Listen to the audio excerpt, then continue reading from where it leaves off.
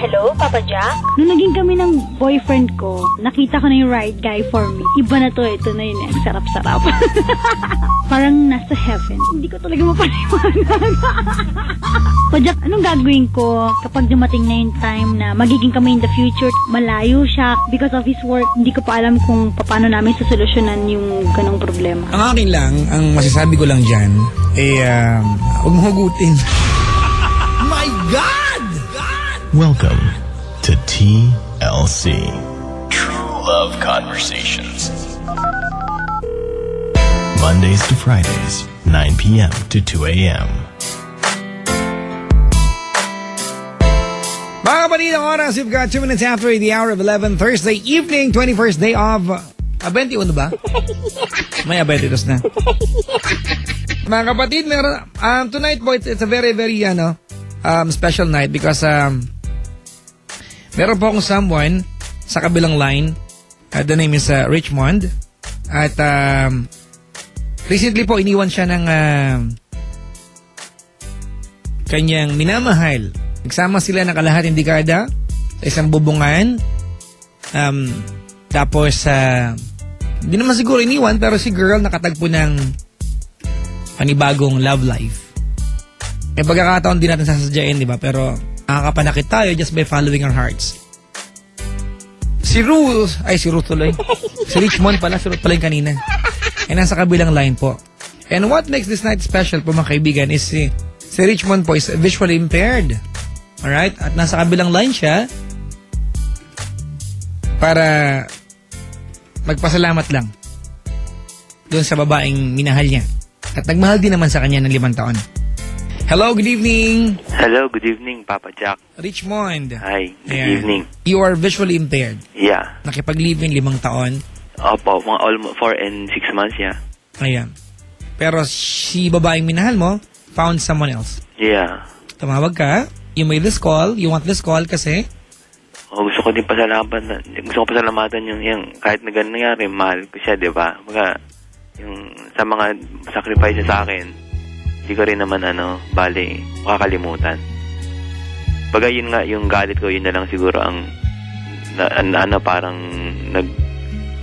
ba tawag doon? Bagay yung pinalitan na lang ng papasalamat yung sakit o galit na naramdaman ko, di ba? I have always been a dreamer. Kumbaga, mas na-appreciate mo siya kaysa nagagalit ka sa kanya. Oo, medyo, kasi siyempre rin, di ba? Parang kasi masyadong malalim din naman yung niya sa akin. Mga pinaramdam niya sa akin. Actually, yung kumbaga, ako, pang ideal girl ko na siya. Diba, hindi na, minsan ganun natanggapin, di ba? It's like nangyari sa akin, pinanganak naman akong sighted, but I became VI. Tinanggap ko rin naman, di ba? And, kumbaga, yun, siguro isa sa hell, tinanggap ko bilang tao, di ba? Siguro ka lang tanggapin ko anong darating sa atin. So, una, para kay Lord, di ba? Alright, Richmond? Yes? Ikwento lang sa kanila. Si Richmond po ay visually impaired 5 years ago. He found a girl, minahal siya ng girl. Yung girl, umayag na makipag-live-in sa'yo. So, kumbaga, yes. You guys acted as couples. Yes, opo. Ano naramdaman ni Richmond nung the day you found out na she's dating someone? Hindi na, bigla lang, medyo masakit talaga. Kasi, di ba, okay naman eh. Pero yung lagi niya, sometimes, ilang times na kami muntik mag-break talaga. Kasi yung hindi siya masaya. Pero she still hold on daw. Siyempre bilang tayo, guy, siyempre, maliligaw tayo ulit, di ba? At susuyuin natin. Pero, yung nga, katulad yung kanina kay Ruth, di ba? Medyo na-realize ko rin kung talagang isang tao hindi masaya, di ba? Wala tayong magagawa bilang guy. Kaya, bilang guy, dapat sports lang, di ba? Tanggapin kung anong mangyari. And let's pray na yung God will provide kung paanong paano nating malagpasan tong masakit talaga pag health and emotional ang naging problem like me, diba? Kumbaga okay lang sana pag emotional. Ako kasi may isa pang diba yung pagka-VI ko kaya mas masakit. Ayan. Alright. Yun ang mas mabigat diba? Parang gusto kong tumakas pero diba yung nagsama-sama na lahat. Richmond? Yes. Yes, Papa Jack. Let's make it clear, ano, na siguro it's safe to assume na iniwan ka niya not because you are visually impaired o dahil may karamdaman ka sa mata. Iniwan ka niya maybe because she just wants to be honest sa kanyang sarili. Yeah, oo. Maybe yung ganun. Di man naman sila kasi tanong ko bakit di masabi wala. Sabi ko kasalanan ko, wala naman doon. Tapos nag-sorry naman siya sa akin. Sorry, patawarin ganun. Sabi ko na lang, siyempre bilang alam mo naman ako visually impaired, mas di ba, mas hindi mayabang, di ba, mas mababa yung sa mundong to. Kaya sabi ko lang, wala siyang dapat ipag-sorry sa akin. Ako siguro may kasalanan dahil nangyari sa akin to. Okay, before ka mag-thank you sa kanya, Richmond, wag mo namang isipin na kasalanan niya yan. O kasalanan mo yan. Oo, dumaan talaga sa buhay ng tao, Richmond, diba, along the way we have change of hearts. Opo, oo nga, tama. Diba? Opo. Papa Jack. Ano pangalan niya? Jeline. Go ahead. Jeline. Ngayon, yes. she's with someone else. Ano ba? She's with someone else na ngayon. Opo, parang meron na oo. At, Richmond, opo, Papa Jack. sa kabuuan ba na magiging usapan natin, can you wish her to be happy with someone else? Yeah, gusto ko maging masaya siya kung di ba?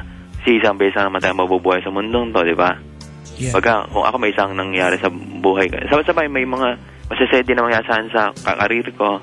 Pero ganun, dumadaan talaga, di ba? And yung sabi nga kasi actually ako may mga yung kapareho ko ng VI or yung mga spiritual na na mga advisor na sinasabi na isang beses na tayo mabubuhay sa mundo at isang beses din lang tayo haharap sa Diyos, di ba?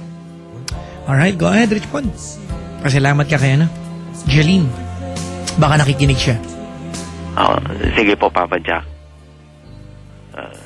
Bali, Jeline, kasi before tawagan Loves Loves, and minsan pa-baby talk siya, wise siya ang tawag namin, ganun, wise, minsan di maintindihan niya pala, Loves na pala yun. Wise, di ba?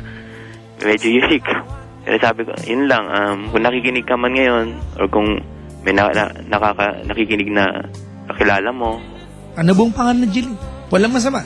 We just want to thank thank Bali, her. yung complete name po niya? Yeah, go ahead. Bali, Maria Evangeline Mangonan po. Oo.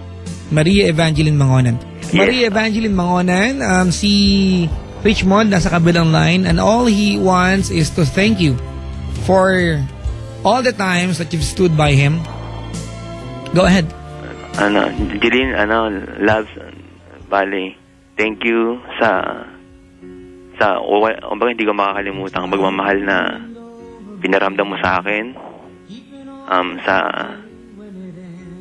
pag-iintindi mo sa akin, sa pagtitiis mo kahit na hindi ka na masaya, ka pa rin, parang hinold on mo pa rin, para lang,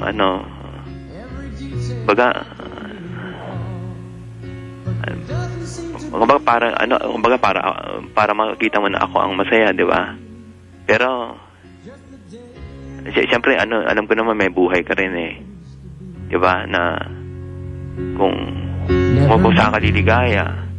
Ako bilang siya nagmamahal, may kasabihan nga, di ba, ang nagmamahal na totoo nagpaparaya na lang kahit na very painful kasi kumbaga dati ako love mo laging yung mga